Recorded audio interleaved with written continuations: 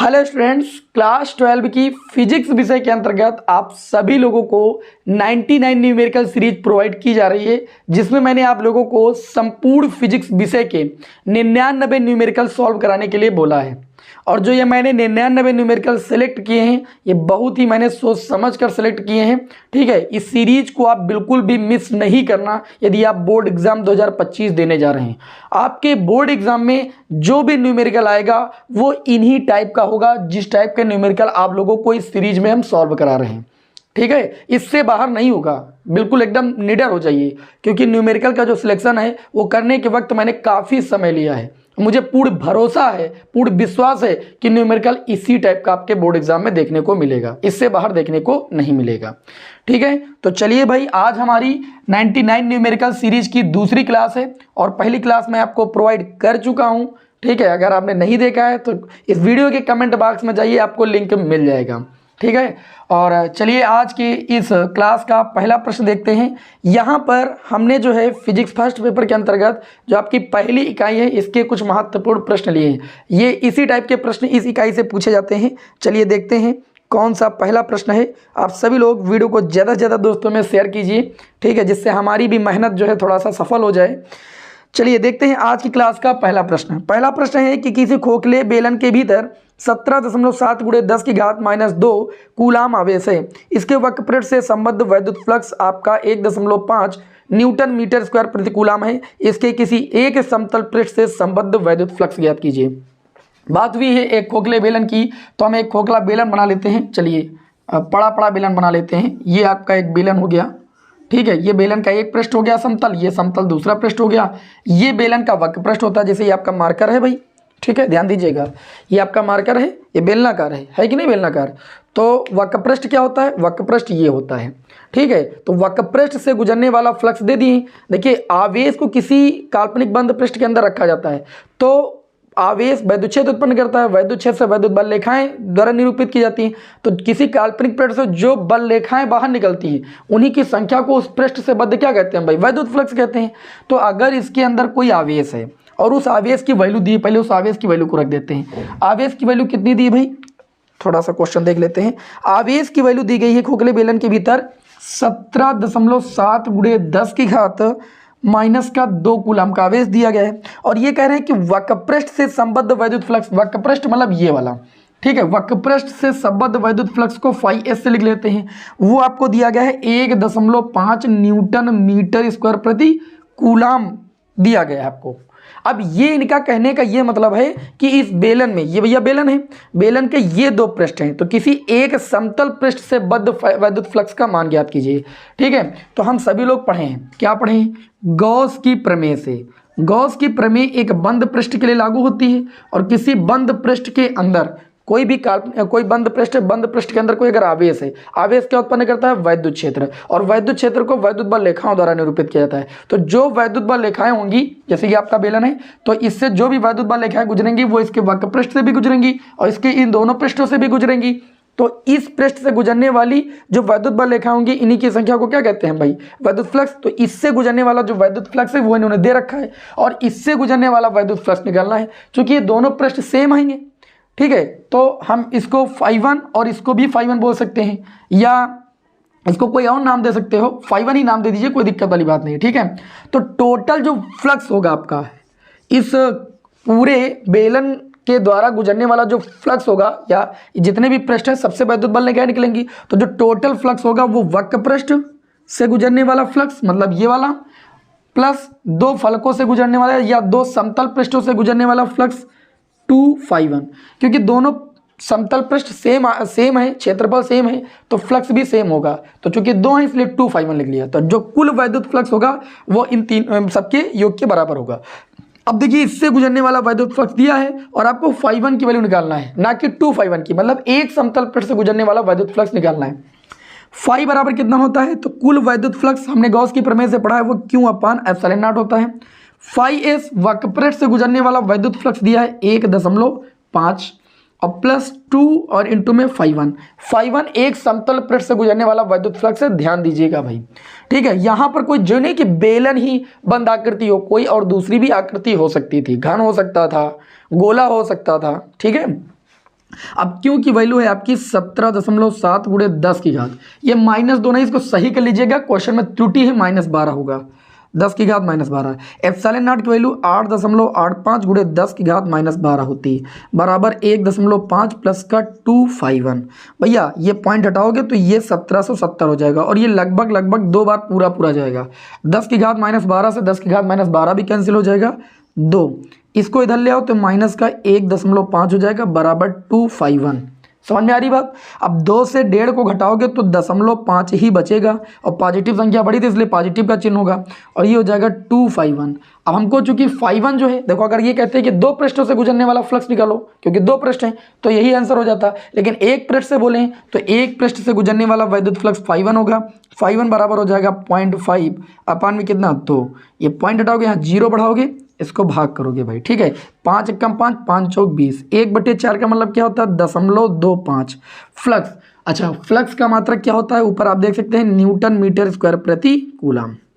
तो एक पृष्ठ से गुजरने वाला वैद्युत फ्लक्स ये हो जाएगा। बढ़िया न्यूमेरिकल था, ठीक है, ऐसे ही न्यूमेरिकल एग्जाम में आते हैं। समझ में आई बात की नहीं समझ में आई।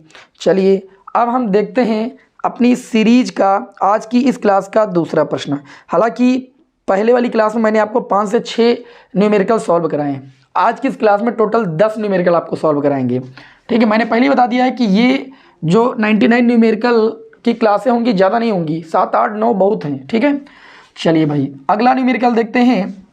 अगला न्यूमेरिकल आपकी स्क्रीन पर, इसमें कहा जा रहा है कि एक क्षेत्र में वैद्युत क्षेत्र की तीव्रता के समीकरण को कैसे निरूपित किया गया है, वेक्टर ई बराबर निरूपित किया गया है 1.2 आई कैप प्लस आपको दिया गया है 1.6 जे कैप, यही दिया गया है ना। करें न्यूटन प्रति कूलम द्वारा प्रदर्शित किया गया है ना। और इन्होंने कहा वाई जेड तल के समांतर, वाई जेड तल के समांतर। देखिए भैया आपको तल समझा देते हैं, ये आपका कौन सा तल होता है भैया, ये आपका तल होता है वाई, और ये कौन सा तल होता है, ये आपका जेड होता है। ये कौन सा तल होता है, तो एक्स तल होता है, हर एक विद्यार्थी को पता है।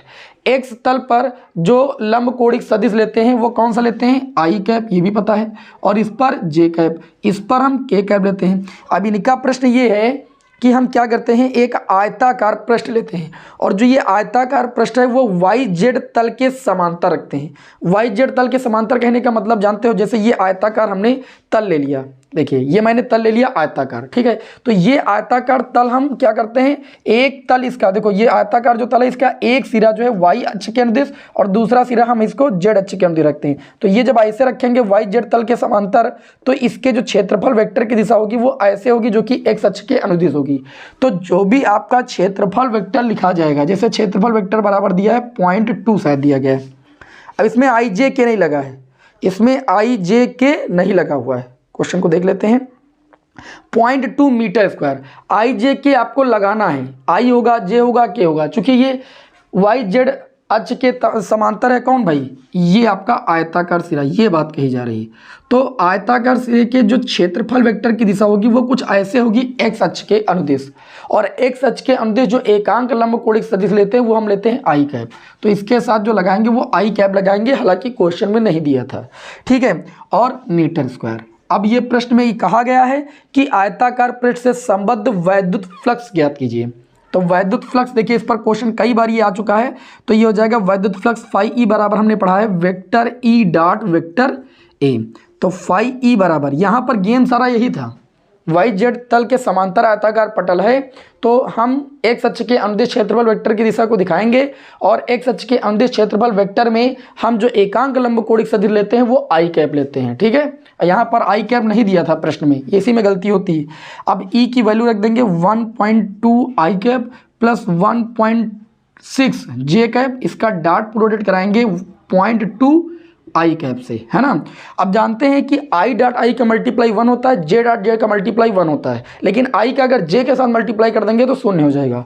तो आई डॉट आई का मल्टीप्लाई 1 हो जाएगा, 1.2 का मल्टीप्लाई 0.2 से करेंगे तो देखिए 12 दूना कितना होता है भैया, 24 होता है, 0.1 और 1 यानी 2 अंक आगे लगाना है, 0.24 आ जाएगा। और जे का जब आई के साथ कराएंगे तो 0 हो जाएगा। ये वैद्युत फ्लक्स का मात्रक होता है न्यूटन मीटर स्क्वायर प्रति कूलम।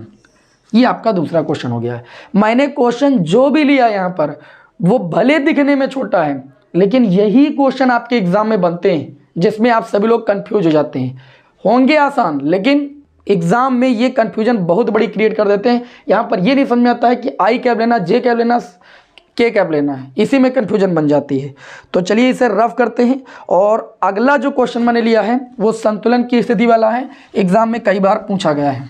ठीक है, तो सभी विद्यार्थी वीडियो को भाई जल्दी से जल्दी दोस्तों में शेयर कर दें जब तक हम अगला क्वेश्चन ले रहे हैं।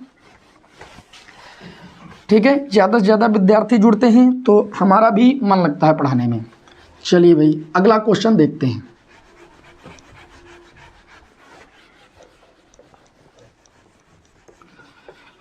अगला जो प्रश्न है वो ये कहता है, 2 प्रश्न आपके हो चुके हैं टोटल। अगला प्रश्न कहता है कि प्लास्टिक की एक गोली, उसको पी नाम दिया है इन्होंने, जिसका द्रव्यमान 3.2 × 10⁻⁻15 किलोग्राम है, 2 क्षैतिज समांतर आविष्ट प्लेटों के बीच स्थिर अवस्था में संतुलित है, मतलब स्थिर है। गोली पर कितने इलेक्ट्रॉन सामान्य से कम या अधिक होंगे? स्मॉल जी की वैल्यू 10 मीटर पर सेकंड। 2 प्लेटें हैं, क्वेश्चन को ध्यान समझिएगा। एक प्लेट पर अगर ऋण आवेश है तो प्रेरण की वजह से दूसरी प्लेट के बाहरी सिरे पर धनावेश होगा। अब इनके बीच एक गोली है जो कि P है। ठीक है, और ये कहा गया है इस गोली का जो द्रव्यमान है वो 3.2 × 10 की पावर कितना है भैया, -15 kg है। ओके, 2 क्षैतिज समांतर आविष्ट प्लेटों के बीच स्थिर अवस्था में संतुलित है। गोली पर कितने इलेक्ट्रॉन सामान्य अवस्था से कम या अधिक हैं? देखिए क्वेश्चन आपके सामने फिगर नहीं बना है, मैं बना दे रहा हूँ। इसके बीच का जो वोल्टेज दिया है वो आपको 1000 वोल्ट दिया है। ठीक है, और इस प्लेटों के बीच की जो दूरी दी है चित्र में वो 2 सेंटीमीटर दी है, इतना दिया गया। और इस तरीके से ये पी गोली है जो कि स्थिर अवस्था में लटकी हुई। तो भैया स्थिर अवस्था में कैसे लटकी हुई? देखिए इस पर 2 बल कार्य करेंगे। इस गोली के द्रव्यमान के कारण mg बल कार्य करेगा और क्षेत्र के कारण, वैद्युत क्षेत्र के कारण, क्योंकि वैद्युत विभव यहाँ पर दिया है तो यहाँ पर वैद्युत क्षेत्र जब निकालेंगे सबसे पहले E बराबर V/d से, V बराबर कितना दिया है 1000 वोल्ट और डिस्टेंस कितनी है 2 सेंटीमीटर, 2 × 10⁻²। तो E बराबर यहाँ से इसको काटेंगे ये आ जाएगा 50, है ना। कितना आ जाएगा भाई? देखिए भाई 500 आ जाएगा 2 से काटने पर, तो 5 × 10 500 और × 10⁻2 ऊपर जाएगा तो 5 × 10⁴ न्यूटन प्रति कूलम का वैद्युत क्षेत्र आपको तो पता चली जाएगा। इसका मतलब P पर एक वैद्युत क्षेत्र के कारण बल कार्य कर रहा है जो कि ऊपर की ओर कार्य करेगा, क्योंकि अगर वो ऊपर की ओर नहीं कार्य करेगा तो ऐसे समझ लो वो ऊपर की ओर नहीं कार्य करेगा तो ये संतुलन स्थिति में होगी नहीं, फिर ये नीचे चली जाएगी। तो उस पर एक बल कार्य कर रहा है जो कि आपका वैद्युत बल कार्य कर रहा है। और E बराबर F/Q से आप सभी लोगों ने F बराबर निकाला है EQ, मतलब वैद्युत क्षेत्र के कारण कार्य करने वाला जो बल होता है वो F बराबर कितना होता है EQ। तो एक बल EQ कार्य कर रहा है और एक नीचे बल इसके द्रव्यमान के कारण mg कार्य कर रहा है, और दोनों बल परिमाण में बराबर हैं। अर्थात संतुलन की स्थिति में ये दोनों बल अगर बराबर नहीं होंगे, EQ बराबर mg अगर नहीं होगा तो ये गोली पहली बात तो टिकी ही नहीं रहेगी, गिर जाएगी। तो ये टिकी है, इसका मतलब इन दोनों बलों का मान क्या आपस में बराबर है। इन्होंने ये भी कहा है कि g का मान आप 10 मीटर प्रति सेकंड स्क्वायर रखिएगा, ना कि 9.8। जब क्वेश्चन में बोला गया है तो वही करना है। अब अच्छा एक बात करते हैं भाई, क्या बात करते हैं यहाँ पर, E के स्थान पर रख देंगे 5 × 10⁴ और क्यों, हमें क्यों नहीं निकालना है, नंबर ऑफ इलेक्ट्रॉन निकालने भी निकाल लेंगे। m की वैल्यू कितनी रखनी है, m की वैल्यू 3.2 × 10⁻15, g की वैल्यू 10 लेना है। अच्छा q की वैल्यू निकालेंगे तो 3.2 और × 10 × 10 कितना हो जाएगा -15। अच्छा ये चीज़ गुणे वाली कहाँ ले जाएंगे, बट्टे में 5 × 10 कितना 4। अच्छा अब इसको सॉल्व कर लेंगे थोड़ा सा, 5 × 5 5 दूनी 10, 32 दूना कितना होता है 64, 6.4 और 10⁴ ऊपर जाएगा तो 10⁻−15 और 4 कितना हो जाएगा -19। आवेश नहीं निकालना है, नंबर ऑफ इलेक्ट्रॉन निकालने हैं। तो Q बराबर क्या होता है Ne, जो E होगा उसको बट्टे में भेज देंगे तो ये आपका हो जाएगा 6.4 × 10⁻−19 और बट्टे में E Ne होता है ना, इधर आ जाएगा, E की वैल्यू होती है 1.6 × 10⁻−19। 10⁻−19 से 10⁻−19 कैंसिल, ये पॉइंट से पॉइंट हटाओ, 16 चौको 64। नंबर ऑफ जो इलेक्ट्रॉन आ जाएंगे वो कितने आ जाएंगे भैया 4 आ जाएंगे। बहुत ही बढ़िया क्वेश्चन था ये भी, इसीलिए मैंने इसको यहाँ पर सिलेक्ट किया। और संतुलन की स्थिति पर आधारित क्वेश्चन आता है, इस बात को समझ लीजिए। संतुलन की स्थिति में कंडीशन लगती है, जो आपका क्षेत्र होता है वह क्षेत्र उस द्रव्यमान के कारण जो उस पर बल कार्य करता है, दोनों बल बराबर होते हैं, इसी को संतुलन की स्थिति कहते हैं भाई। ठीक है, इस क्वेश्चन को भी इसीलिए मैंने यहाँ पर सिलेक्ट किया था। चलिए भाई सर, आप करते हैं आज की क्लास के अगले क्वेश्चन की ओर हम बढ़ते हैं भाई। इसको रब कर देते हैं भाई। हमें उम्मीद है कि क्वेश्चन आपको अच्छे लग रहे होंगे। ठीक है, और ये बिल्कुल मत समझिएगा कि एक तरफ से मैंने प्रश्न लिया, बिल्कुल नहीं। ठीक है, ये बहुत ही सिलेक्टेड प्रश्न है। ठीक है, मैंने बता दिया है कि जो टाइप आपको बता रहे हैं इस टाइप से बाहर न्यूमेरिकल नहीं आने वाला है। अगला क्वेश्चन है कि एक अनंत लंबाई के एक समान आवेशित सीधे तार का रेखीय आवेश घनत्व, तो इस पर भी न्यूमेरिकल आता है। अनंत लंबाई के सीधे आवेशित तार के निकट वैद्युत क्षेत्र की तीव्रता का व्यंजक प्राप्त किया है सभी लोगों ने गॉस की प्रमेय की सहायता से, उस पर बेस न्यूमेरिकल है ये। एक अनंत लंबाई के एक समान आवेशित सीधे तार का रेखीय आवेश घनत्व, रेखीय आवेश घनत्व को किससे लिखते हैं? लैम्डा से। वो आपको दिया गया है 10 गुणे 10 की घात कितना दिया गया भाई? -8, और कूलाम प्रति मीटर है, आप सभी को पता है। प्रति एकांक लंबाई पर वितरित आवेश की मात्रा को ही रेखीय आवेश घनत्व कहते हैं, जिसे लैम्डा से व्यक्त करते हैं। और इन्होंने कहा तार में 2 सेंटीमीटर दूर, मतलब r बराबर 2 सेंटीमीटर दूर, मतलब 2 गुणे 10 की घात -2 मीटर। अरे भैया तार है, तार से 2 मीटर दूर, जो आपने डेरिवेशन किया है। वैद्युत क्षेत्र की तीव्रता की गणना करनी है। वैद्युत क्षेत्र की तीव्रता को ई से बोलते हैं। अच्छा, ई जो अनंत लंबाई के सीधे आवेशित तार होता है, इसके कारण जो वैद्युत क्षेत्र की तीव्रता होती है आप सभी लोगों ने पढ़ी है, 1/4πε0 2 लैम्डा बाई कितना होता है? आर। लैम्डा बराबर क्या होता है? लैम्डा बराबर आपको पढ़ाया जा चुका है Q/L। प्रति एकांक लंबाई पर वितरित आवेश की मात्रा को रेखीय आवेश घनत्व तो लैम्डा कहते हैं। ठीक है, तो ये आपका हो जाएगा। इसकी वैल्यू सभी को पता है ना, 9 गुणे 10 की पावर 9 गुणे में 2 इंटू लैम्डा की अगर बात करें तो कितनी है? 10 गुणे 10 की घात कितना भाई? -8। बटे में आ जाओ, आर की वैल्यू कितनी है? 2 गुणे 10 की घात -2, 2 से 2 कैंसिल आपका। ई बराबर कितना आ जाएगा? 10 की घात -2 से 10 की घात -8 काटोगे, 10 की घात -6 बचेगा। अब ये बचा 9, 10 बचा, 10 की पावर 1, 10 की पावर 9, 10 की पावर ये 10 हो गया, और गुणे में ये 10 की पावर कितना हो गया? -6। यह आ जाएगा 9 गुणे 10 की पावर कितना भैया? 4। वैद्युत क्षेत्र की तीव्रता का मात्रक क्या होता है? न्यूटन प्रति कूलाम। बताइए न्यूमेरिकल कैसा लगा? अच्छा लगा होगा। ठीक है, आसान भी लगा होगा। ठीक, ज़्यादा आसान नहीं। अगला क्वेश्चन देखिए, 4500 फ्लक्स रेखाएं किसी निश्चित आयतन के क्षेत्र के भीतर जा रही हैं।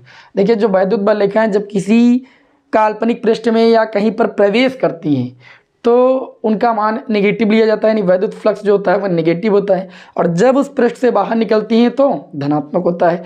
वैद्युत फ्लक्स कब धनात्मक कब ऋणात्मक होता है, इस क्वेश्चन को समझने के लिए वो बहुत जरूरी है। तो जब वैद्युत बल रेखाएं किसी काल्पनिक पृष्ठ में प्रवेश कर रही होती हैं तो वैद्युत फ्लक्स ऋणात्मक लिया जाता है, और जब उस काल्पनिक पृष्ठ से बाहर निकल रही हो तो वैद्युत फ्लक्स धनात्मक लिया जाता है। इसमें यही बोला गया कि 4500 फ्लक्स रेखाएं किसी निश्चित आयतन के क्षेत्र में प्रवेश कर रही हैं, मतलब 4500 को निगेटिव लेना है, और 2500 बल रेखाएं उस क्षेत्र से बाहर निकल रही हैं, तो उस क्षेत्र के भीतर कुल कितना आवेश है? आप सभी लोगों ने पढ़ा। देखिए भैया, आपको यहाँ पर हम समझा दें, जो फ्लक्स रेखाओं की संख्या जो अंदर पृष्ठ में है, फ्लक्स रेखाओं की संख्या की अगर बात करें तो 4500 प्रवेश कर रहे हैं तो 4500 को माइनस से लेंगे, और कितनी बाहर निकल रही हैं? बाहर निकल रही है 2500, तो बाहर निकल रही है तो उनको पॉजिटिव से लेंगे, तो ये माइनस का कितना आ जाएगा? 2000 आ जाएगा। ठीक है, हम जानते हैं कि जो फ्लक्स रेखाओं की संख्या होती है भैया, ठीक है, किसी काल्पनिक पृष्ठ से होकर गुजरने वाली वैद्युत बल रेखाओं की संख्या को ही उस पृष्ठ से बद्ध क्या कहते हैं? वैद्युत फ्लक्स कहते हैं। हम सभी लोगों ने पढ़ा है कि फ्लक्स वैद्युत फ्लक्स बराबर होता है Q/ε0। तो इसी ये जो बल रेखाओं की संख्या है इसी को कहेंगे हम क्या भाई? वैद्युत फ्लक्स। तो इसके स्थान पर रख देंगे -2000। अच्छा, क्यों निकालना है, और ये 8 दशमलव कितना हो जाएगा? 8 5 गुणे 10 की घात कितना भाई? -12। तो जब क्यों निकालेंगे तो इसका इससे मल्टीप्लाई कर देंगे, 2 पंची कितना? 10, और 2 8 16 1 17, 2 8 16 और 16 1 17, 0.2 अंक आगे लगा देंगे भाई। और यहाँ पर 3 जीरो हैं, 3 जीरो का मतलब 10 की पावर 3, और गुणे 10 की घात -12, तो क्यों बराबर कितना आ जाएगा? इसको लिख सकते हो 1.77 गुणे 10 की पावर, दशमलव एक अंक आगे बढ़ाओगे पावर में एक बढ़ जाएगा, और जब पावर में एक बढ़ जाएगा तो ये 4 हो जाएगा, और 4 से 12 को घटाएंगे माइनस, तो ये माइनस का 8 बचेगा। आवेश का मात्रक क्या होता है? कूलाम होता है। तो इस तरीके से आंसर आ जाएगा। और एक चीज़ का ख्याल रखिएगा, ये माइनस चिन्ह के साथ था, आवेश की जो प्रकृति आएगी वो ऋणात्मक आएगी। माइनस का 1.77 गुणे 10 की घात कितना आ जाएगा? माइनस का 8 कूलाम का आवेश आ जाएगा। ये प्रश्न भी बोर्ड एग्जाम के लिए इंपॉर्टेंट है, ऐसा क्वेश्चन पूछा जाता है। नहीं ऐसा पूछा जाता है तो इतना जरूर पूछा जाता है कि वैद्युत फ्लक्स कब धनात्मक कब ऋणात्मक होता है। 2 से 4 बार क्वेश्चन ये पूछा गया अब तक के बोर्ड एग्जाम में। अगले क्वेश्चन की ओर बढ़ते हैं। ये क्वेश्चन भी बहुत ही अच्छा मैंने आप सभी लोगों के समक्ष सेलेक्ट किया है, ठीक है। ये न्यूमेरिकली भी पूछा जा सकता है, और यह समझ लीजिए एक तरीके से डेरिवेशन कराया जा रहा है इस प्रश्न में। कह रहे हैं कि m द्रव्यमान तथा क्यू आवेश का एक कण एक समान वैद्युत क्षेत्र E में विरामावस्था से चलकर d दूरी तय करता है। m द्रव्यमान का कोई कण है, क्यू आवेश का m द्रव्यमान तथा क्यू आवेश का कोई कण है, एक समान वैद्युत क्षेत्र में क्या करता है?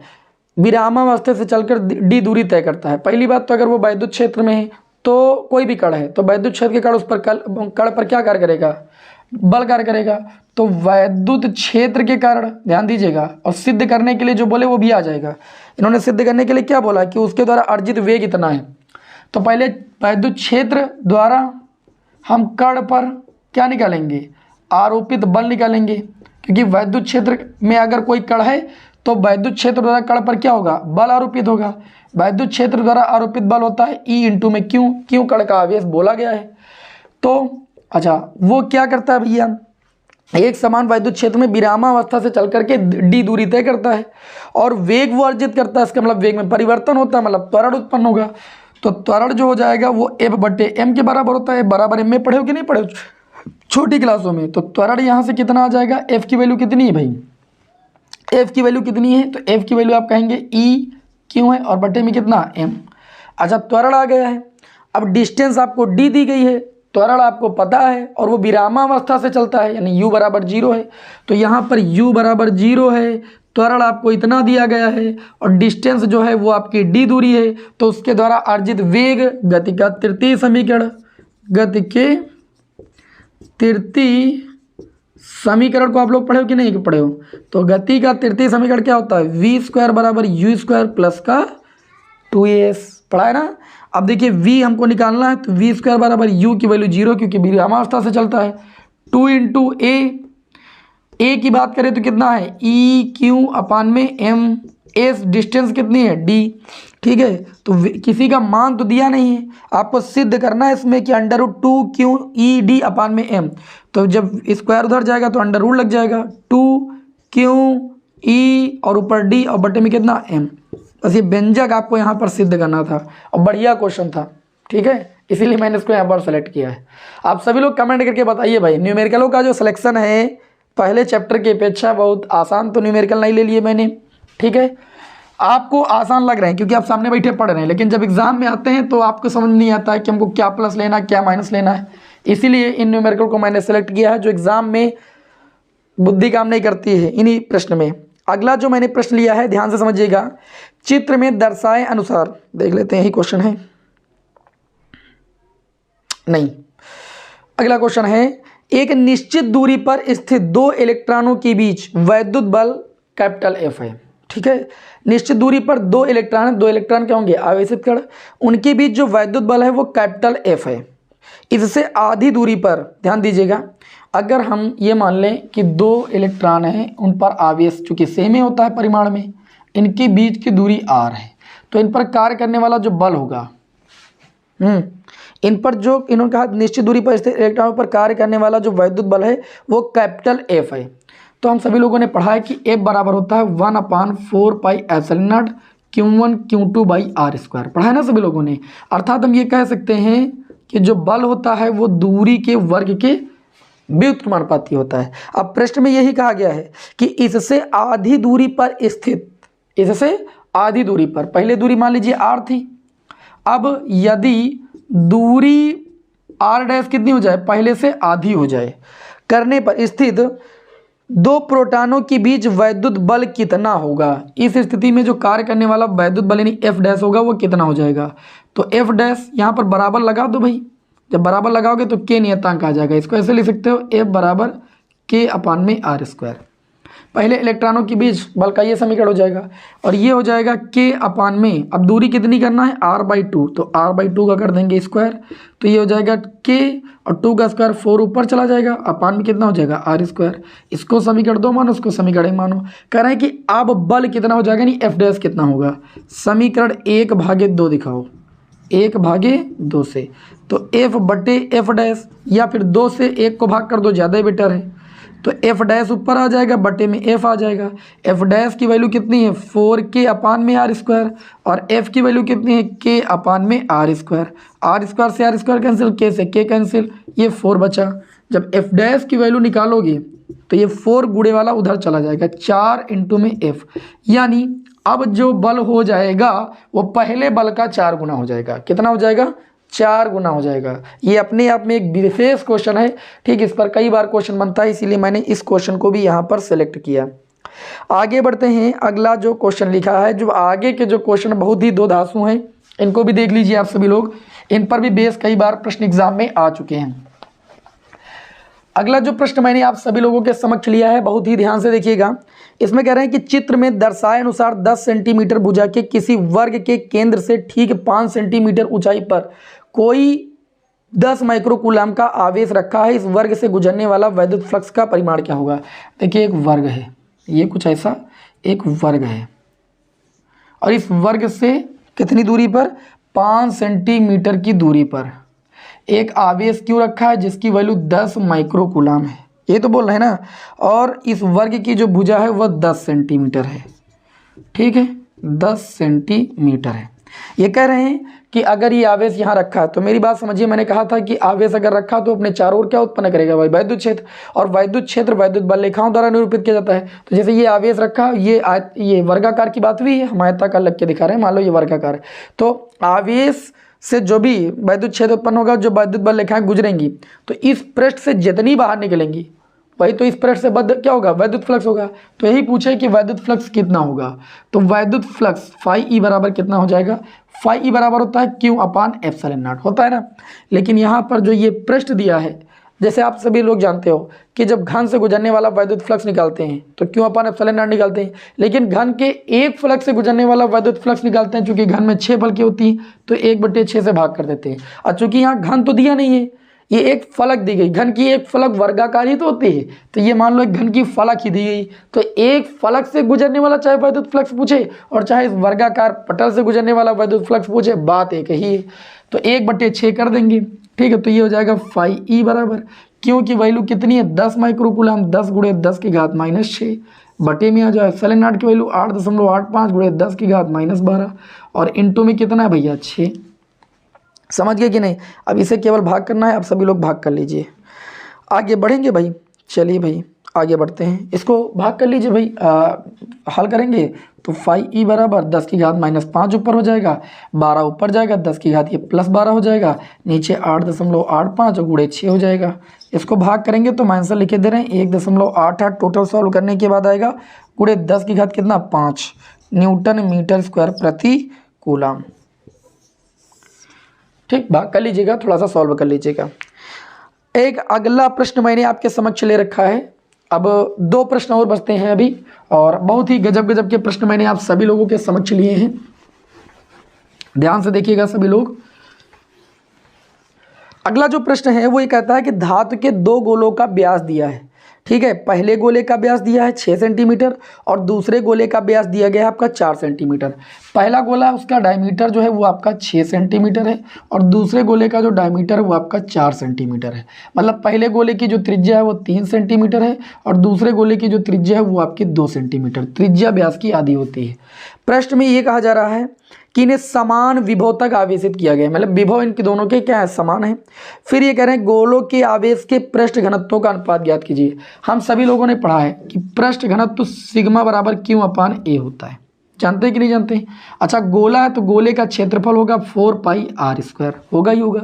और हम ये भी जानते हैं कि बिंदु आवेश के कारण जो वैद्युत विभव होता है 1/4πε0 क्यू अपान r² होता है। तो जब क्यू की वैल्यू यहाँ से निकालेंगे तो ये चीज़ आ जाएगा v इंटू में 4π एप्सिलॉन नॉट इंटू में आर स्क्वायर। ये वैल्यू जब यहाँ पर रखेंगे तो सिग्मा की वैल्यू हमारी आ जाएगी विभव और आर के पदों में, और उसी का रेशियो यहाँ पर निकालना भाई। तो क्यों के स्थान पर लग सकते हैं v इंटू में 4 पाई एप्सिलॉन नॉट इंटू में आर स्क्वायर, बटे में कितना भैया 4 पाई आर स्क्वायर। 4 पाई से 4 पाई काटो, आर स्क्वायर से आर स्क्वायर काटो, आर स्क्वायर से आर स्क्वायर भी काट देंगे क्या, बताइए भाई। आर स्क्वायर से आर स्क्वायर भी काट देंगे, क्या बोला गया है, क्वेश्चन को देख लेते हैं एक बार। इन्होंने कहा है पृष्ठ में, अच्छा ओ सॉरी, विभव में आर स्क्वायर नहीं होता है, ये एक आर होगा, तो आर होगा तो एक आर ऊपर बच जाएगा, ठीक है। विभव में ऊपर गड़बड़ हुआ, एक आर ऊपर होगा, आर स्क्वायर नीचे होगा, ठीक है। तो एक आर नीचे बच जाएगा, ये चीज़ ध्यान रखिएगा, ठीक है। एक आर ऊपर एक आर होगा, क्यों, क्योंकि विभव का सूत्र था 1/4 pi epsilon naught Q upon R होता है। तो जब यहाँ से क्यू की वैल्यू निकालोगे v into 4 pi epsilon naught R square न होकर के आर हो जाएगा। जब वैल्यू रखोगे क्यू की वैल्यू यहाँ पर v into 4 pi epsilon naught R, ठीक है, तो आर से आर कैंसिल हो जाएगा, एक आर केवल बचेगा नीचे। तो ये केवल सिग्मा बराबर आ जाएगा v, कैपिटल V बचा, एप्सिलॉन नॉट बचा और बटे में आर बचा। तो सिग्मा का एक ये नया सूत्र निकल के आया जो कि विभव और त्रिज्या के पदों में पता चला। तो इन्होंने ये प्रश्न में कहा है कि जो दोनों गोले हैं इनके पृष्ठ घनत्वों का रेशियो निकालो यदि इन दोनों को समान विभव तक क्या किया गया है, आवेशित किया गया है। तो हम ये कह सकते हैं कि जो सिग्मा 1 बटे सिग्मा 2 होगा, सिग्मा 1 की वैल्यू हो जाएगी v, क्योंकि v तो सेम है, एप्सिलॉन नॉट नियत रहता है, बटे में कितना हो जाएगा r1। इसी तरीके सिग्मा 2 हो जाएगा v epsilon not by r2, ये r1 हो जाएगा। अब इससे तो ये चीज़ कैंसिल हो जाएगी क्योंकि एप्सिलॉन नॉट नियत वैल्यू रहेगी, v आपका समान भी बोला गया है, तो r2 ऊपर चला जाएगा और r1 नीचे आ जाएगा। मतलब सिग्मा 1 बाई सिग्मा 2 जो आवेश पृष्ठ घनत्वों का अनुपात होगा r2 बटे r1, r2 की वैल्यू कितनी है 2 और r1 की वैल्यू कितनी है 3, 2:3 के बराबर हो जाएगी।